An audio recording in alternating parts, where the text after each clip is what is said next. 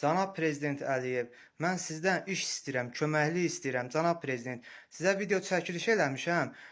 Ağstafa rayon icra hakimiyyətindən mənə zəng gəlir ki, mənə təzyiqlər olunur, başlayırlar mənə təhdid eləməyə, səni belə eləyəsik, səni elə eləyəsik. İş istəyəndə, köməklik istəyəndə dövlətdən, yəni qazini bu vəziyyətə salırlar. Ayıb deyilmi? Utanmırlar. Mənə deyir, sənə belə, sən mənə heç nə də eləyə bilməzsən. Mənə deyir ki, sənə belə eləyəsik, elə heç nə də eləyə bilməzsən. Heç nə. Əlindən nə gəlir elə. Sizin erməni öldürə bilmədiyi insanları siz öldürmək istəyirsiniz. Utanmırsınız? Mən nətər özünüzə sığışdırırsınız? Ayıb deyilmi? Ağstafa rayon icra başçısı 8000 manat maaş alırsan, əlavə olaraq da bizneslə məşğul olursan. Utanmırsanmı?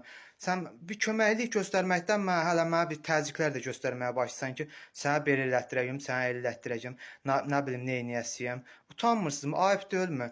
Cənab prezident sizə tapşırıqlar veribdi ki, qazilərə, şəhid ailələrinə, müharibə iştirakçılarına kömək olun, dəstək olun, onların problemləri ilə məşğul olun. Sizin göstərdiyiniz nədir? Mənə təzyiqlər. Mən iş verməkdən və yaxud da ki, maddi yardım göstərməkdən, dövlət dəstəyi göstərməkdən, dövlət qayğısı göstərməkdən siz mənə başlayırsınız təzyiqlər eləməyə. Utanmırsınızmı? Ayıb deyilmi? Utanın, ölün, yerə girin. Mən sizin yerinizə utandım şəxsən.